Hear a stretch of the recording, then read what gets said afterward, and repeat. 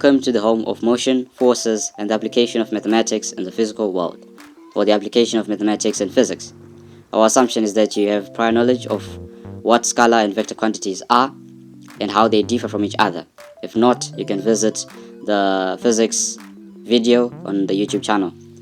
Make sure you understand the following definitions so that you don't get confused by the explanations and the diagrams that you will look at. What is a force? According to the Oxford Dictionary, a force is a strength or energy as an attribute of physical action or movement. What is a plane? This is an imaginary flat surface, mainly two-dimensional, on which two particular points are joined by a straight line which completely lies on the surface. A plane can either be horizontal or inclined, which affects the direction of some vector quantities. It can either be smooth or rough, which introduces new components of forces. You'll get the hang of it as we look at some examples. What is static equilibrium? That is a state where the sum of the external forces acting on a body is zero, so they cancel each other, and the body is at rest. That's why it's static. What is dynamic equilibrium? This is a state where the sum of the external forces acting on a body is zero as well, but in this case, and the body is in constant motion or velocity, or in constant velocity, obeying Newton's first law of motion. Even static equilibrium as well, it obeys Newton's first law of motion. We are going to look at those laws just now. In most of our examples, we're going to be looking at a particle as a general type of a body because it is small and easy to study, since it doesn't generate or provide its own energy and force. We shall see that when we look at other bodies like cars, there will be more components and quantities to be considered. Relax, fasten your seatbelt, and enjoy the ride. Now we'll look at forces in equilibrium, particularly the laws you need to know as we cover the entire subject of mechanics. We need to know these laws. They will come in handy in many examples. So the first law is Newton's first law of motion. These laws were made by Sir Isaac Newton, one of the most celebrated physicists, and you find out how important these laws are. They'll make it easier for us to understand the concepts and calculate many things easily. So the first law of motion is every body continues in its state of rest or with uniform velocity unless acted on by a resultant force. Newton's second law of motion, which is a very common law, it states for a body of constant mass, its acceleration is directly proportional to the resultant force applied. So when a force is applied, there is greater acceleration. When a force is not applied, or when less force is applied, the acceleration, or rather there is deceleration, it reduces. Then the third law of motion is whenever one body exerts a force on another, the second body exerts an equal and opposite force on the first. So for example, when you're sitting on a chair, you are exerting a downward force, your weight, on the chair, but the chair is also resisting that force that you are exerting. Hence, the chair does not break. This is why if a chair is not strong, it's succumbing to your weight, to your force. So that's why you don't fall when you're sitting on certain chairs, but you then fall and break a chair when you're sitting on a weak chair. This is why we have weak chairs and strong chairs. It's because of this law. Okay, now look at forces. The forces we need to know for now are the resultant force, the normal reaction, and the weight. You can look at the symbols in the parentheses. In this case, we're going to be dealing with a particle. This is a yellow particle on a white surface. That yellow dot there on the white line, what we call the horizontal plane. So that white line represents that horizontal plane. And we find that if we look at that example, we can liken it to a person sitting on a chair, the example that I gave some time ago. So the normal reaction, that capital letter R pointing upwards, is like the chair which exerts its own resistive force on the person who's sitting on it. So that particle is sitting on the horizontal plane, on that white line. So the white line is pushing it upwards. It's pushing the particle upwards. But the dot is also exerting its own downward force, which is the weight. And then we have that horizontal force, that one that is parallel with the parallel arrow, parallel to the plane. That force is what we call the resultant force. It comes after a certain force has a higher magnitude than the other resistive force. So that's how we end up with a resultant force. We'll get the hang of it later on. The force called the normal reaction is the force applied on the particle by the horizontal plane, since the particle is normal to the plane and it is in contact with the plane. The particle is the one that is in contact with the plane, so that's how we then get that normal reaction. The weight W of the particle is the force applied on the horizontal plane by the particle, like we explained. Weight is generally vertically downwards, or what we call the resultant weight is vertically downwards, whether the plane is horizontal or it is inclined. We'll understand that later. The resultant force is the force which causes the particle to be displaced or to move a distance in a straight line along a horizontal plane in the direction of the force. In this case, the particle will move to the right. This is why we said we need to have prior knowledge of what vector and scalar quantities are. We should notice something mathematical about the orientation of these forces. Force R and force W, which are the normal reaction and the weight, are in the vertical axis, which we call the y-axis in mathematics. The resultant force, force F, is in the horizontal axis, which is the x-axis. If you know the Cartesian plane, you'll be able to also understand this clearly. And we'll try to show it there, where we have the resultant force in the x-axis, and then we have the normal reaction and the weight in the y-axis. Make sure you keep that in mind. We're going to need to use this axis very soon. From the vector diagram, we see the forces are in different directions, and this satisfies the criteria for vector quantities. These are quantities which have both magnitude and direction. We've just been generous, which means force is a vector quantity. The next thing we should take note of is that each of the forces has a horizontal component and a vertical component. This is very important. This shall be made clearer when we look at coplanar forces. For this particle to be in equilibrium, whether static or dynamic, but for there it's written equilibrium, it should be static equilibrium, which is when it's not moving in any direction. When it's moving at a constant velocity in any direction, it will be dynamic, as we looked at earlier on. The sum of the vertical forces and the sum of the horizontal forces should both be equal to 0, or they just cancel out. Let us look at the following examples so that we get to understand. So for the first example, we have 3 coplanar forces which are acting on the yellow particle as shown above. We have this with the magnitudes 45 newtons, which is in the northwest direction. Then in the northeast direction we have 30 newtons, and then in the southward direction we have 50 newtons. Then we have angles, 3 angles there, 30 degrees, the other one is 40 degrees, and at the bottom there we have 90 degrees on both sides of the 50 Newton arrow. The second example also has 3 coplanar forces, one with 50 newtons, the other one 44 newtons, and the other one with 32 newtons. But take note of the angles that are labeled with the Greek letters. The one at the bottom there is the theta, and the one at the top is beta. And then at the right we have those 90-degree angles. So take note of that, don't be confused.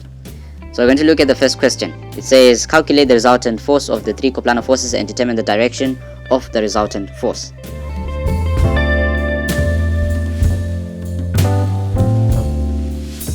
So first of all, let us include the extra forces. Let us resolve the forces so that we don't get confused when we start calculating. We have something to refer to. It's basically putting our imagination on paper. So when we now look at the diagram now, we have 2 extra components that have been added, or components of the 45 newtons. We'll start to see how the mathematics is applied in mechanics. If we look at it properly, we'll see that we have a right angle triangle, and when you see that, you know there's some Pythagoras going on, or some trigonometry that's going on. In this case, it's trigonometry.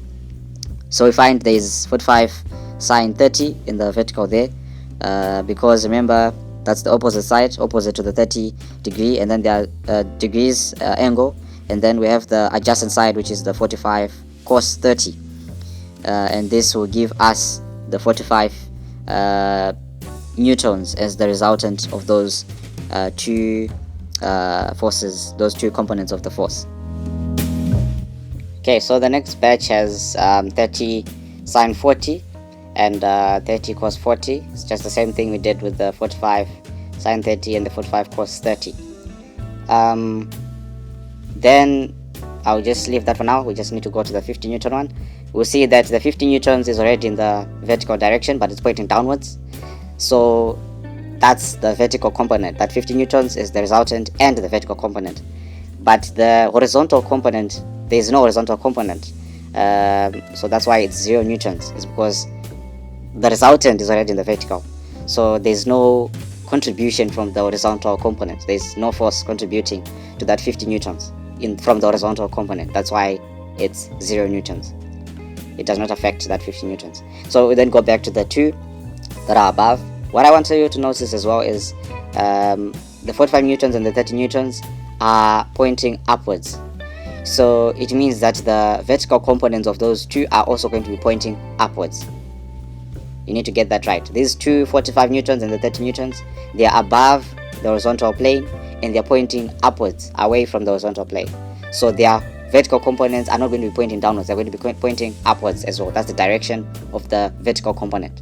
Then the direction of the horizontal component differs, because the 45 newtons is pointing in the northwest direction or north of northwest direction. So the horizontal component, which is the 45 cos 30, it's pointing towards the west, towards the left side. And then the 30 cos 40 is pointing towards the right side, which is the eastern side, because the 30 newtons is pointing northeast, in the northeast direction. So it has to, the horizontal component has to point towards the east, towards the right side. Make sure you get that, because the moment you lose those directions, your answer is not going to reflect the truth.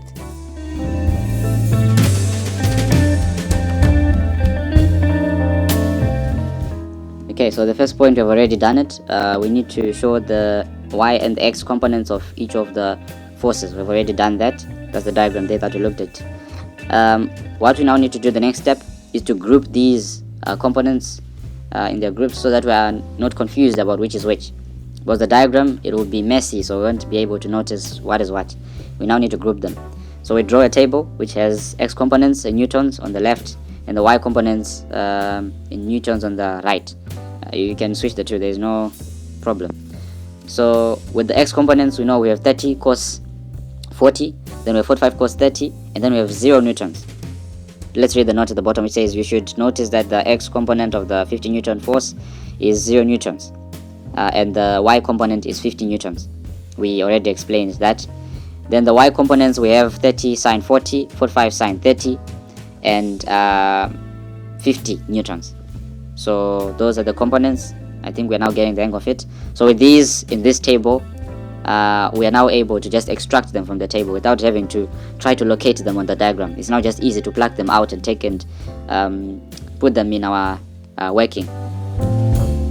To find the resultant force of this particle, we need to first, the first stage is to find the sum of the components in each and every in each axis. So we find the sum of the x components. Before we look at that, we need to read the notice below. It says, don't forget to put the negative sign on the forces in the opposite direction. The reason being, we need to first define where the positive direction is, because when we now have to sum up the things, we need to be cognizant of the fact that these forces, when they are in opposite directions, they cancel each other out. Just like the example of the chair and the person. If you're sitting on the chair, your weight is downwards and the chair is exerting an upward force. That interaction of forces in the opposite direction will subtract each other, and the dominant force wins. So if you're able not to break a chair, it means the force exerted by the chair on you is greater than your weight. Hence, the resultant force is upwards, the normal reaction, which we call the normal reaction. Now back to our point, to our example, we can see that we have 30 cos 40 is in the positive, plus minus or negative 45 cos 30. That's what we mean by the negative, because the 45 cos 30 is towards the left, whilst the 30 cos 40 is towards the right, and the 0 newtons is towards the right. The 0 newtons can also be towards the left, but just not to confuse people, let's put it on the right way we say it is positive. And that, therefore, the x component of the particle will be negative 15.9898, which is approximately equal to negative 16 newtons. And then the sum of the y components, the same thing applies. So we have 30 sine 40 plus 45 sine 30 minus 50. Okay, what we did with the minus 50, it's supposed to be plus negative 50. Because 50 is pointing downwards, the 50 newtons is pointing downwards, then the 45 newtons and the 30 newtons are upwards. That's why we have 45 sine 30 and 30 sine 40 being positive. Suppose the arrows are pointing upwards, they are above the horizontal plane. So they are positive, which means the 50 has to be negative. That's why it's now minus 50. It's supposed to be plus negative 50. The plus and minus, if you put them together, they will bring out a negative sign. That's why it's minus 50 there. And then that will be equal to negative 8.2164, which is approximately equal to negative 8 newtons. That's for the y components. Then the next point is fx and fy, which is the x component and the y component of the resultant force, are the components of the resultant force, like I said, of the coplanar forces. To calculate the magnitude of the resultant force, use the premature approximation of the fx and fy forces for accuracy using the Pythagoras theorem. So the Pythagoras theorem is one which says c squared is equal to a squared plus b squared, where c is the hypotenuse, a and b can either be the adjacent or the opposite. It can be likened to those who are familiar with building, the 3-4-5 rule, where you have 3 and 4 being the components, the x and y components, and then the 5 is the hypotenuse. So we find that that's basically what we're going to try to do here, because the resultant force is like the hypotenuse of a triangle. That's why you find those white arrows, the 30 newtons and the 45 newtons, they are hypotenuse arrows, and the other ones are the components. That's why we're saying x and y components. Basically the Pythagoras theorem that we're applying in drawing that vector diagram. So with the equation that we see below there on the right side, we find that fr squared is equal to fx squared plus fy squared, and that will be equal to the square root of fx squared plus fy squared, which is equal to the square root of negative 15.9898 squared plus negative 8.2164 squared, which will be equal to 17.9773, which is approximately equal to 18 newtons. Correct to to two significant figures. My apologies, that was supposed to be two significant figures. If it was 3, it would have affected that 9 in the rounding off, so we've just put it at 2. But normally we'd put it at 3 significant figures. That's more accurate.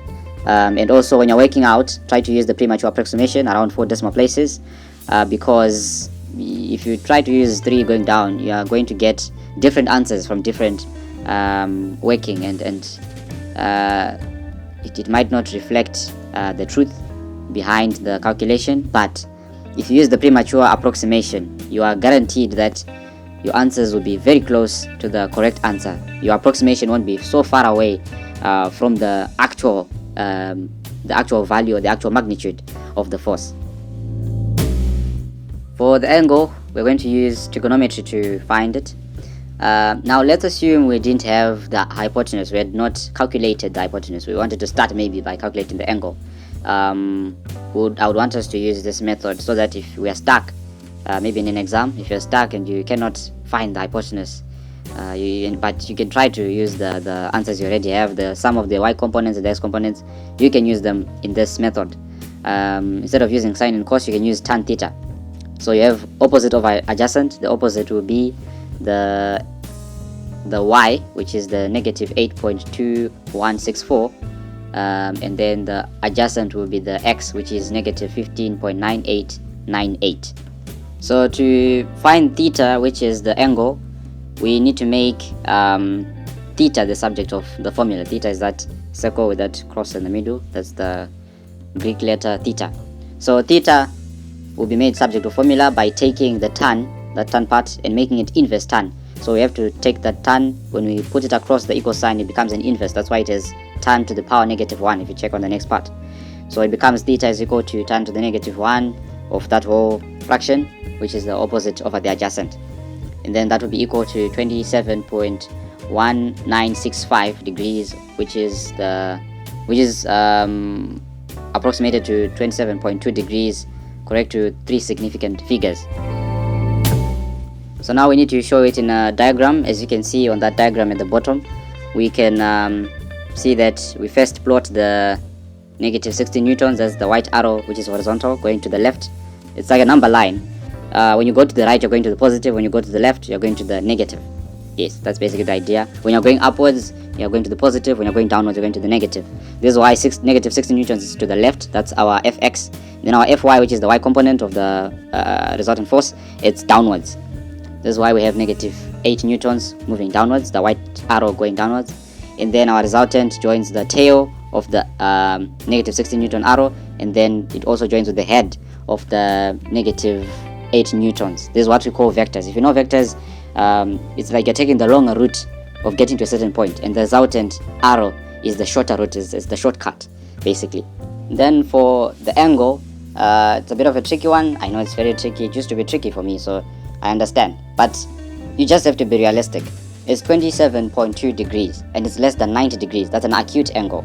So you have to look for an acute angle that you can draw, and we base our directions from a certain point to a certain point. We always give direction in mechanics, because most of the things that most of the quantities that we work with, they have magnitude and direction, like the forces that we have here. Even the angle itself, we can see that is that red line comes from the x-axis, and it's pointing towards the resultant force, which is 18 newtons, and it's 27.2 degrees, and it's smaller than the 90 degrees, so it makes sense that it comes from that negative part of the x-axis. You cannot come from that positive side where the x is, that yellow x there. You cannot draw the line from there to there, because it's now an obtuse. It will be more than 90 degrees. Yet we have 27.2 degrees. It's just something you need to be realistic about concerning angles, even magnitudes of forces. You just have to be realistic about those things. So it will be 27.2 degrees, and then you have to state the direction. It is anti-clockwise. That's why it's bending towards anti-clockwise direction and not clockwise. It's anti-clockwise because we have to be realistic.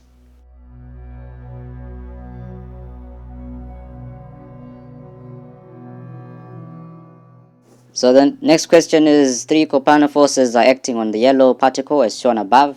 Given that sine theta is equal to 5 over 13 and sine beta is equal to 18 over 17, find the magnitude and direction of the resultant force of these 3 coplanar forces. Let's look at the diagram and analyze it. Let's start with the 50 Newton force.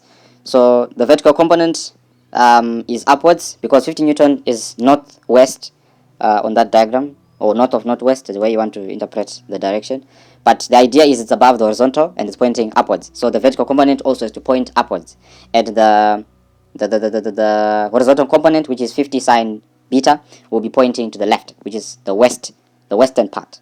So 50 cos beta is upwards, 50 sine beta is to the left. And we'll need to draw the triangle properly. Maybe if you move 50 cos beta to the left, and that beta will now be between 50 cos beta and 50 newtons, the resultant, and then you work out your components. And then you get to understand the idea. If you draw the triangle properly, you'll find the idea. But if you are now advanced, you'll be able to draw it like that. And then we look at the 0 Newton force. I know there are people who are thinking, oh, what does on mean? No, it's not on, it's 0 newtons. The handwriting might not be clear, but it's 0 newtons. That's the vertical component of the 44 Newton force. The 44 newtons is wholly in the vertical component, in the horizontal component rather. The vertical component is just 0. It can be upwards, it can be downwards. Both of the directions, they're all 0 newtons because the resultant is in the horizontal axis towards the right. That's why 44 newtons is towards the right. That's the horizontal component, and it's also the resultant. So there's nothing in the vertical, in terms of the vertical component. Okay, and then we have for the 32 newtons, because the 32 newtons is pointing downwards in the southwest direction. It means the vertical component of the 32 newtons also has to point downwards, vertically downwards. And then since it's also pointing at the westward or the left side, it means the 32 sine theta has to point towards the left or towards the west Yes, so you get the point. You can already see it. It kind of looks like a triangle. If you just extend that white arrow of the 30 newtons, you find that it creates a right angle triangle, and then you can work out everything. The adjacent is the 32 cos theta, and then the opposite is the 32 sine theta. The hypotenuse is 32 newtons. There you have it, Pythagoras, right angle triangle. So try to attempt the question, the second question. Try to attempt it, and then you can resume the video, and we'll check if you have gotten your answer correct.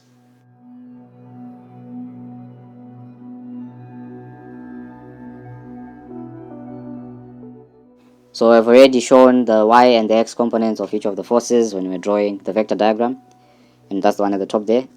The next point is we were told that the sine theta is equal to 5 over 13 and the sine beta is equal to 8 over 17.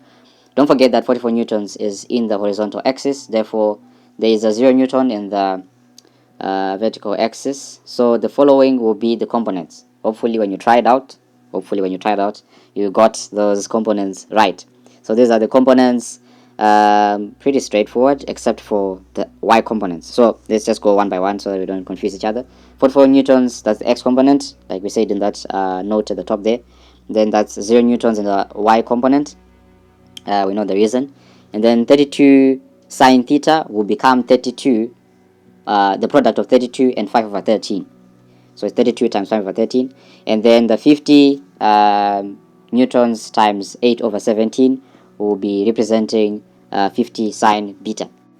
Then for the y components, we already know the 0. Then the next one is the 32 cos, that's 32 cos theta, the one pointing downwards. The theta, because we only have sine theta and sine beta, we are now forced to make theta subject of formula, because theta is constant. That's why we have cos theta and sine theta. The theta, it is the same letter, which means the value of, or rather the magnitude of theta is the same. So we just need to find the subject. We just need to make theta subject of formula, which makes it the inverse sine of 5 over 13.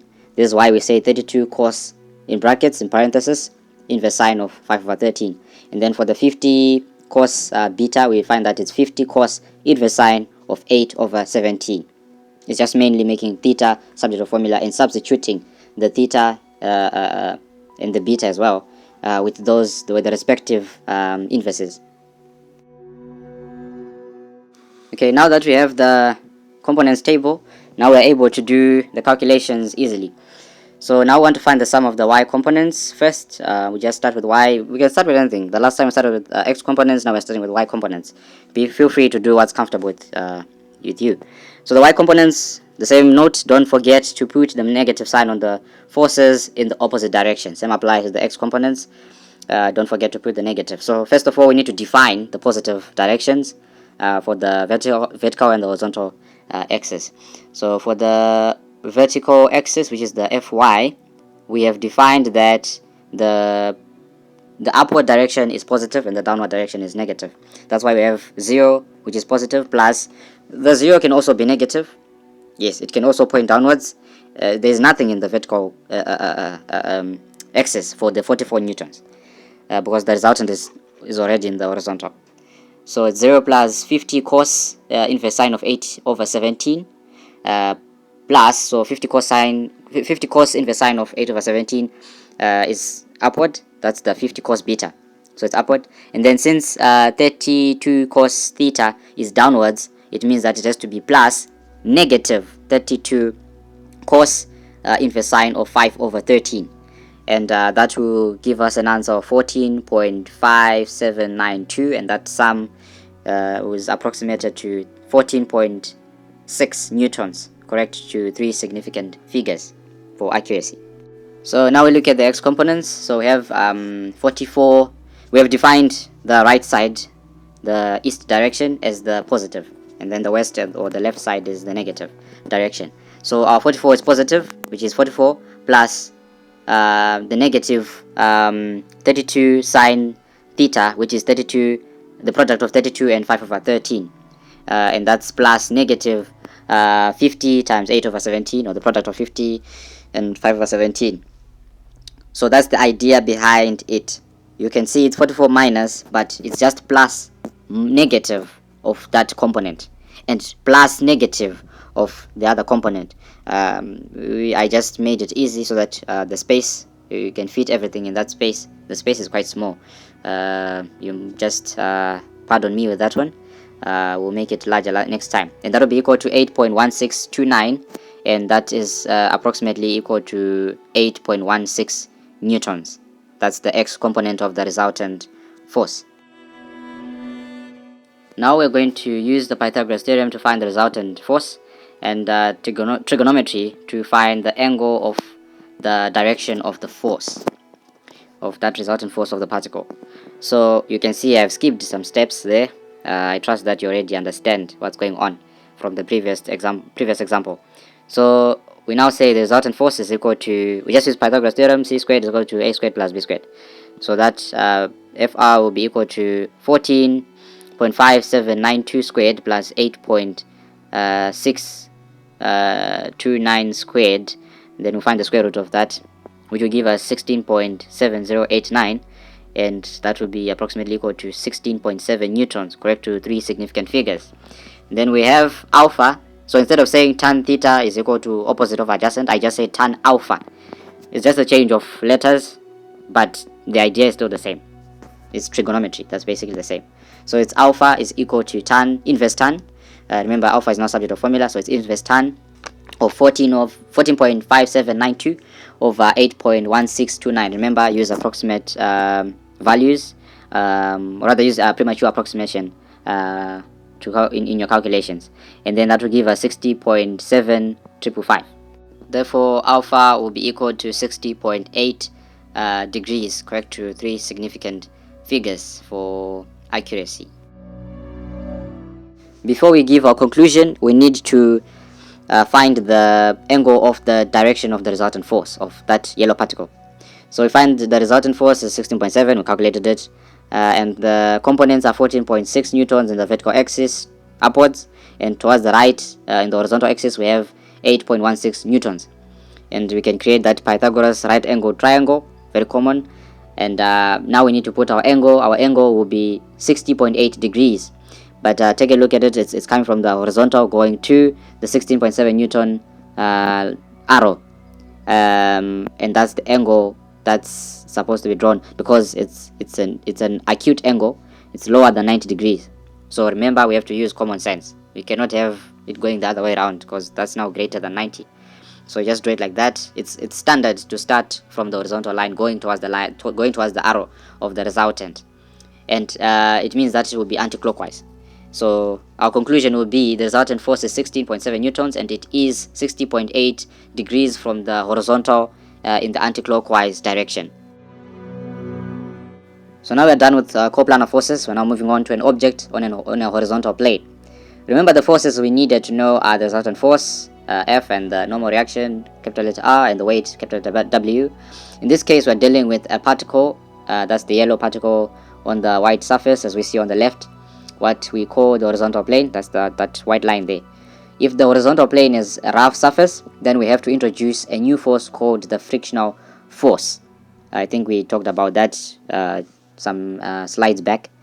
This force acts in the opposite direction to the resultant force, because it is a resistive force. So it's just opposing whatever force is being applied on the particle. However, if the surface is smooth, the frictional force is negligible. So it's just close to zero. We just ignore that there is friction. The contact force between two surfaces of the particle or object and the plane is represented by two components, the frictional component and the normal component. The two components are directly proportional to each other. If we create a linear equation, we have to include a constant, and this constant, or what we call coefficient, is referred to as the coefficient of friction. That's the name of the constant. The equation on the right is the linear equation, which we shall look at soon. So that's the general outlook of the equation. There's the frictional force Fr, which is equal to micro, which is the coefficient of friction, and the capital letter R, which is the normal reaction. So the frictional force is equal to the product of the coefficient of friction and the normal reaction force. Now we're going to look at some examples. We'll start with the first one. which says a ring of mass 0.4 kilograms is threaded on a horizontal rough road. You should underline that rough, you need to highlight it. The coefficient of friction between the rod and the ring is 0.6. It is given that a force of magnitude 9 newtons acts on the ring at an angle of 15 degrees above the horizontal. Find the resultant force and the acceleration of the ring as it moves along the rod. Use 10 meters per second squared as the acceleration due to gravity. And then there's a note down there which says, note that the first question for the first question we need to consider Newton's second law of motion, which is given by the common equation F is equal to ma, which means force is equal to mass times acceleration.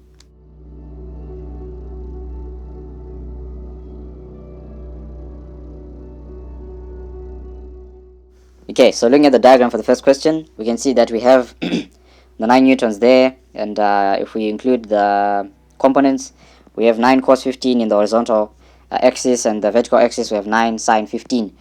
And 9 sine 15 is pointing upwards towards the north, because 9 newtons is like pointing away from the horizontal plane, pointing upwards. Not exactly vertically, but just pointing upwards. So the vertical component also has to be pointing upwards. It's in the upward direction. Then the horizontal component will be pointing at the left, at the towards the east. Then we were told that there is friction, which means since the 9 newtons is pointing towards, almost towards the left or the east, it means the friction has to be against the 9 newtons. If the 9 newtons was pointing the other way, the friction would have been pointing the opposite way, if you get the point. So the friction is pointing away from the 9 cos 15. The component in the horizontal axis is opposing the frictional force, or rather the frictional force is the one opposing the component in the x-axis. Okay, then we look at the weight. We're told that it's 0.4 kilograms, so it becomes 0.4 g. The g there represents the acceleration due to gravity, which is 10 meters per second, as we were told in the question. So it will be 0.4 g, g representing, it's not grams, it's the 10 meters per second squared, exactly, per second squared. Then the normal reaction cancels out with the weight, but it's not moving up and down, it's moving horizontally towards the left. So the normal reaction has to be equal to the weight. Since the weight is 0.4 times 10, it will become 4. So this is why the normal reaction is 4 newtons. It's because they have to cancel each other out, because the ring is not moving up and down. It's actually moving sideways. It's moving rather to the left. Okay, so after resolving the forces, find the frictional force using the equation we looked at previously. So that equation, Fr is equal to micro R. That's equal to, the micro is 0.6 as you saw in the question, then multiplied by the R, which is composed of the 4 newtons that we see on top of the ring, and the normal reaction due to the 9 newtons. There's also another normal reaction that we need to include, which is the 9 sine 15. It also is factored in, because the 4 newtons is due to the plane, in which, or rather the rod, not the plane rather, but the rod, the rough rod. So that's where the 4 newtons is coming from. And then the 9 sine 15 is from that 9 newtons. It's also contributing its own normal reaction. That's why we include it there. And then we add the two together, and then we get the total of R, the sum of the two normal reactions. And then we have that is equal to 0.6 times 4 newtons plus 9 sine 15. And the frictional force will be equal to 3.796, which is approximately equal to 3.8 newtons. So that's the frictional force. Now we are going to calculate the resultant force, and this is the difference between the horizontal component of the 9 Newton force and the frictional force that we just calculated, and that's 9 cos 15 minus 3.7976, which is equal to that F, and therefore F is equal to 4.8957, which is approximately equal to 4.90 newtons, correct to 3 significant figures. So that resultant force is the extra force that was needed to overcome the frictional force. Now we were told that we need to use this Newton's second law in our question, and this is where it comes in handy. So now calculate the acceleration using Newton's second law of motion. This law is the one that gives us this equation: F is equal to ma, where the force is directly proportional to the acceleration of a certain body with the mass m. So we know that our force is 4.90 newtons. We know that our mass is 0.4 kgs or kilograms. So our unknown is the a, and therefore we can make a subject to a formula, and then we get a is equal to 4.8957 divided by 0.4. And the 4.8957 is the premature approximation. We use the premature approximation for the force, so that in our calculations, so that we get a more accurate answer, a more accurate estimate or approximation in our final answer. So acceleration is equal to 12.2 meters per second squared, correct to 3 significant figures.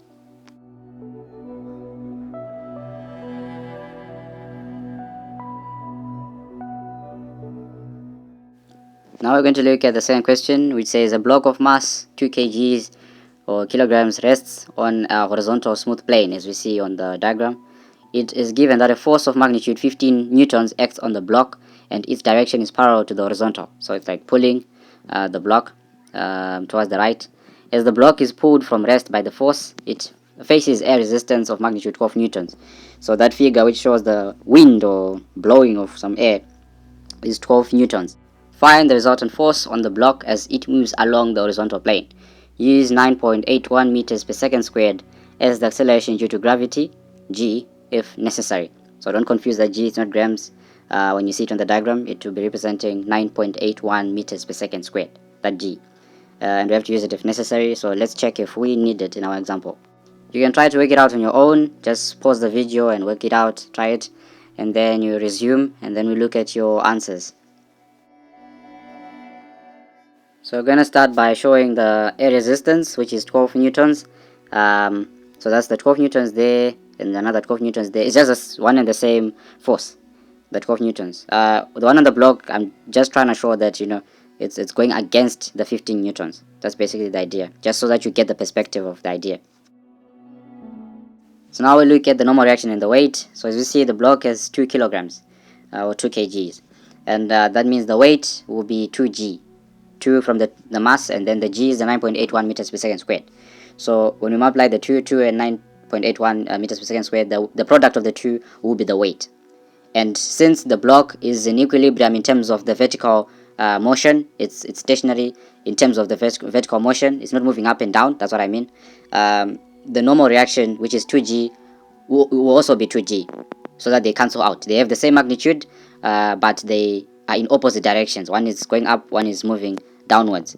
But in terms of the air resistance, like I said when we looked before, the air resistance is moving in a horizontal way. So the resultant of the air resistance is in the horizontal axis. There is nothing in the vertical axis. Or rather, it's negligible. Yes, we know air moves around, but it's negligible. We're just looking at the horizontal. So there's nothing basically. There's 0 newtons in terms of the vertical air, the air that's moving in the vertical axis. So it means it's also plus 0 newtons. So it's basically 0 throughout. So we have a correction to make. The first statement says since g is equal to 10 meters per second squared, it's supposed to be g is equal to 9.81 meters per second squared, as you can see on the screen. Therefore, 2g will be equal to, so with the correction, 2g will be equal to 19.62 newtons. But it won't have much effect, because if you round it off, it will still give you 20 newtons. Since the plane is smooth, the magnitude of the frictional force will be assumed to be 0 newtons, because the friction between the block and the smooth plane is negligible. Like you said, we ignore this frictional force. It's not like it's not there. It might be there, but see, it's very, very small. It's a very, very small fraction of friction. Since the normal reaction and the weight of the block have equal magnitude and their directions are opposite to each other, they both cancel each other. So yeah, the g was unnecessary. Therefore, we shall look at the forces and the horizontal axis only. So now we should calculate the resultant force. The resultant force will be equal to the difference, which is 15 minus 12, which will give us 3 newtons. That's the difference between the force, the pulling force, the forward thrust, and the resistance. The resultant force is moving to the right, which is the direction of the larger force, the 15 Newton force. So it's very important to note that the resultant force is actually in the direction of the larger force. So it takes the direction of the larger force because it's the larger force that influences the, the, the, the resultant force. Then we have points to consider. There are two, but I wish there'll be three. There's one more that I need us to take note of. I'll start with that one. You just need to have a prior knowledge of some mathematics, like Pythagoras theorem, trigonometry. You need to know how to make the subject of formula in certain equations. Yes, just changing the things in equations. You need to be good at that. So the next point, I think we need to appreciate this next point, or rather, we actually do appreciate, because by now you would have been cracking your head trying to understand how are these forces being imagined.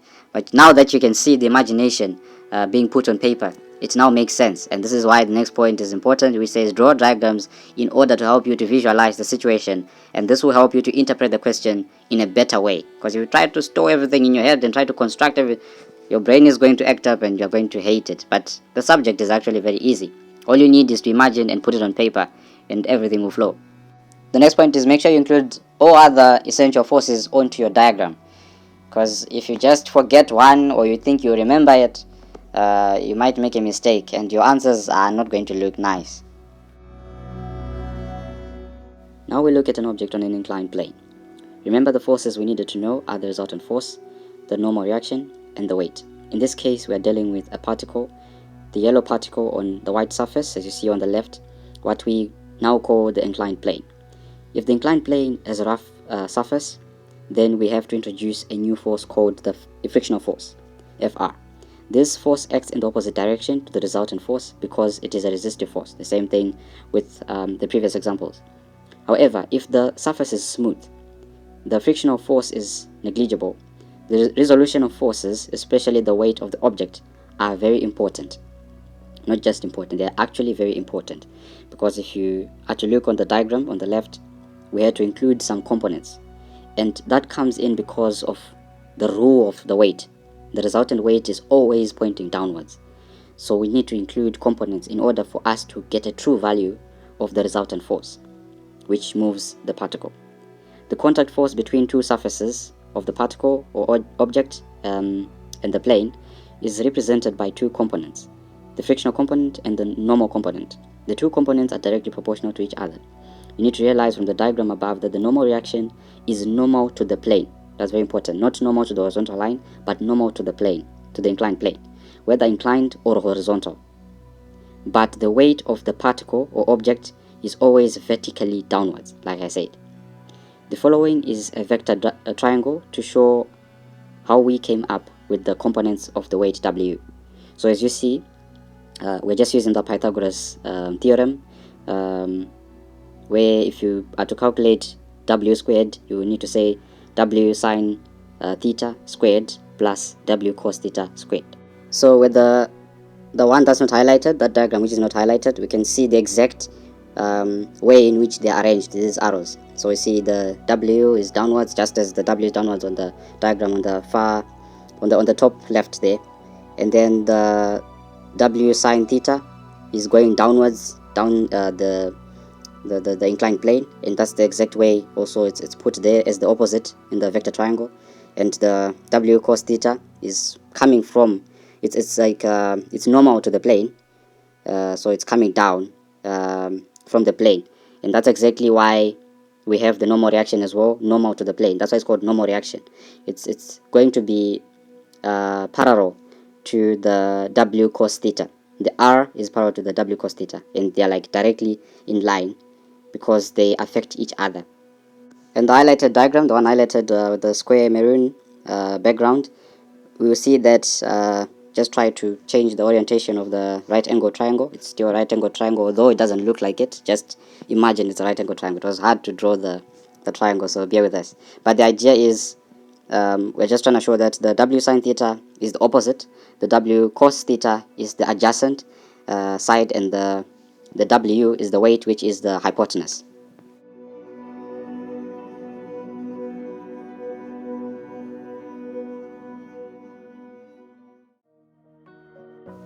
Okay, seems like we have a gift here from the mechanics branch. Okay, we'll find out what it is later on. Before we open the gift, let's first attempt the first question there, which says a particle Q of mass 0.5 kilograms rests on a rough plane inclined at an angle theta to the horizontal, where sine theta is equal to 8 over 23, as you can see on the diagram. It is given that there is a horizontal force of magnitude 5.5 newtons acting in the vertical plane, containing a line of greater slope of the plane, which is applied to Q as shown in the diagram above. The particle is about to slide up the plane. It's about to. Question number 1. Show that the coefficient of friction between the particle and the plane is 0.518. Use 10 meters per second squared as the acceleration due to gravity. I hope I don't make that mistake that I made last time. The second question is the force acting horizontally is replaced by a force of magnitude 5.5 newtons acting up the plane, parallel to a line of greatest slope. Using the appropriate law of motion, find the acceleration of Q. And we've just been given a note there, just gave us an answer there. Take note that the first question, we need to consider Newton's second law of motion, which is given by the common equation F is equal to ma, which is force is equal to the product of mass and acceleration. So as you can see on the diagram, we have the normal reaction, which is the R. We've already put it there. Then we have the force that's going to be exerted, which is the 5.5 newtons on the particle Q, and that's going to have a component going along the plane, which is 5.5 cos theta. That's one of the components of the 5.5 newton force.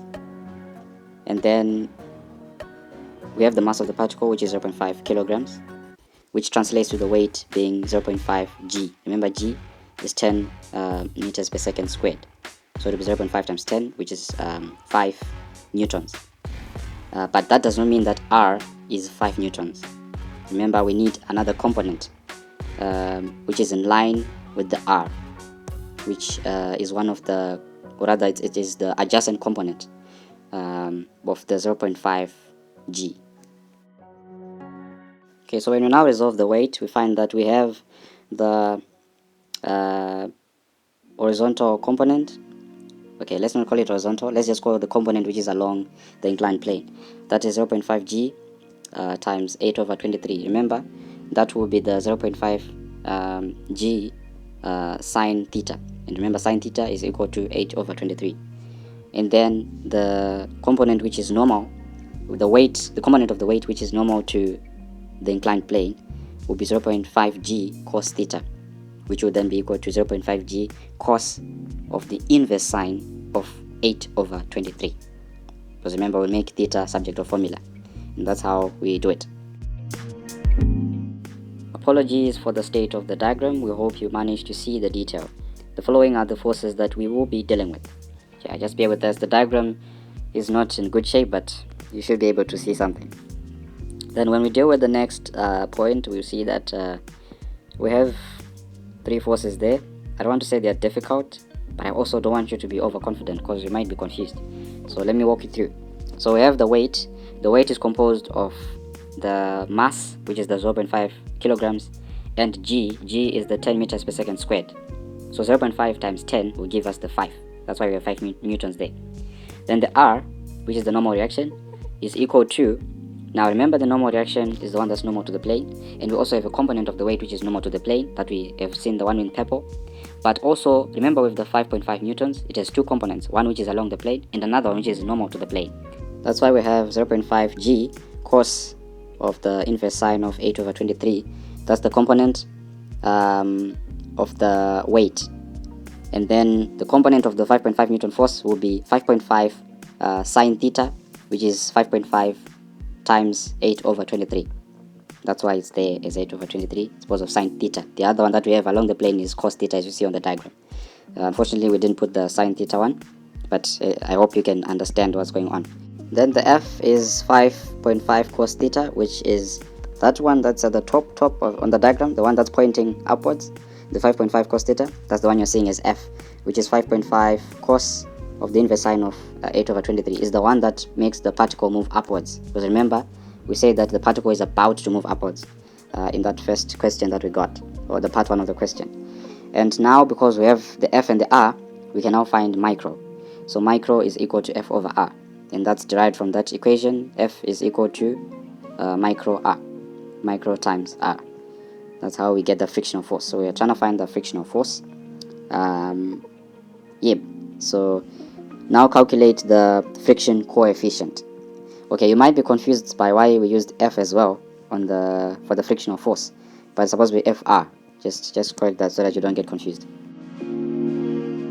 Okay, so to find the coefficient of friction, I'm going to propose a method where we try to, because we are told that it's about to move, the particle is about to move upwards. So it's not yet moving, it's about to move. So it's at rest, it's in equilibrium. So when forces are in equilibrium, we can say the upward force, that's the forces that are pulling or pushing the particle upwards along the inclined plane, are equal to the opposite forces that are pushing it downwards or pulling it downwards, pulling the particle downwards. So this is why we have 5.5 cos inverse sine of 8 over 23. That's basically 5.5 cos theta, which is pushing the particle upwards. That's the component of the 5.5 newtons that's pushing the particle upwards along the inclined plane. And then that will be equated to the ones that are opposite. So it's the only force that's going upwards. The other forces are going downwards, which are 5 sine theta, where sine theta is 8 over 23. So it'll be 5 times 8 over 23 plus, so that 5 and 8 over 23, that's the 0.5 g times 8 over 23. That the one, the arrow, the blue arrow that we see pointing downwards on the diagram. Yes, that's the one. Then plus, we're now adding the frictional force, where frictional force is equal to R micro or micro R, which is basically the normal reaction times the coefficient of friction. We already know that. So what we can see here is that there's that expression, and then in parentheses, and then it's multiplied by the micro. So that expression is what we see on the left there. The expression for R is equal to 0.5 g cos of the inverse sine of 8 over 23 plus 5.5 times 8 over 23. That the whole expression there represents R. So it's R times the micro, and micro is the unknown that we want to find. So if you see the whole equation there, where we are trying to equate the forces that are acting along the inclined plane, and then we see that micro is supposed to be the subject of formula, so that we can find what it is, because it is the only unknown that we have. So we make micro subject of formula by taking 5 times 8 over 23 to the other side, which means it's subtracted from the expression on the left there. And then what we refer to as R, that expression which multiplies micro, which we refer to as R, it will now divide into those into the difference of the two. As you can see just below that equation, we can see how it's arranged. And then that will give us 0.518, correct to 3 significant figures, and we have truly shown that that is the coefficient of friction. If you got that correct, yeah, that's good for you. Okay, then the next part, the part 2, we have been given that diagram. It's showing the new case that we are supposed to investigate. So now we see that the 5.5 Newton force is now pulling the particle Q along the inclined plane upwards, and then we have two other forces that are pulling the particle downwards along the inclined plane, and then we have the normal reaction and the weight. Now what we are being asked to calculate here is the particle's acceleration. The normal reaction and the weight, they only come in handy when we're now looking at their components. For example, when you now look at the weight, we have 0.5 sine theta is contributing to the downward force along the inclined plane. So now let's now look at the calculation. Now calculate the particle's acceleration. So what we do is we just use the same thing we did to find micro, which is the coefficient of friction. So here we do the same thing, but now you are using F is equal to ma. So here our forces, our F is the difference between the forces, or rather is the resultant force. Exactly, is the resultant force. That's basically F. I need not to explain much, but okay, for those who may need the explanation, it's just 5.5 newtons, which is going upwards along the inclined plane, and then you subtract all forces that are going against that 5.5 newtons, which is the frictional force, which is micro r, and then we also have 0.5 g sine theta, which is the opposite component of the weight. So that's how we get to calculate. And then our resultant force F is equals to ma. We have just distinguished that. Then our ma, now we need to find our ma. Our a is the unknown, but our m we already know it. The mass of the particle is 0.5 kilograms. And then we calculate that to make a subject of formula, and then you divide the resultant force, you divide it by the mass, which is that, as we see, the expression is there, which means the acceleration will come out as 2.67 meters per second squared. I need not to show the premature approximation because there's no more working that needs to be done. It's just the final answer. So that's the three significant figures, and we've calculated the acceleration, and I hope you have enjoyed that part. Okay, so we've come to the end finally. I think we have nothing left. Yeah, we worked very hard to try and understand these things. I really hope everyone gets this introduction to mechanics, because that's the foundation, and it's very exciting. You might need to understand why some objects, you cannot push certain objects and all that. But yeah, I guess after every hard work there's some prize, there's a gift after every hard work. So let's find out. Let's start the countdown. 5, 4, 3, 2, 1. Yebo. Wow, what a prize. After hard work you get more work. Wow. Yeah, I feel you guys. You've just been bored. Probably you're bored now after like an hour you've been working. But yeah, let's just look at the question. This is a question for you to attempt. Of course, you can attempt it at any time, your free time. Test your imagination and let us see if you have understood the concepts. The worked answer will be provided on the Education, Arts and Culture blog. Yes, so you can just search it up. You'll find the blogs, even the links. We'll probably put them in the YouTube description. And then block of mass 3 kgs rests on a smooth plane inclined at an angle 20 degrees to the horizontal. It is given that a force of magnitude 40 newtons acts on the block, and its direction is parallel to the horizontal. Find the resultant force on the block as it moves along the inclined plane. Use 9.81 meters per second squared as the acceleration due to gravity, g, if necessary. Then put your imagination on paper by drawing the vector diagram first before you conclude that mechanics is hard. I don't know what you think. Probably you think mechanics is hard. I really doubt that it's hard. It's just a game of imagination and implementation, that's all. So if you can imagine, you can implement. Just try it and we'll see how best you can do it. If it's your first time doing mechanics, it's nice to learn, and I hope you have learned a lot. It was nice having to teach you or lecture you on this introduction to mechanics, mainly focusing on forces and motion. Till we meet next time. Let's bye for now.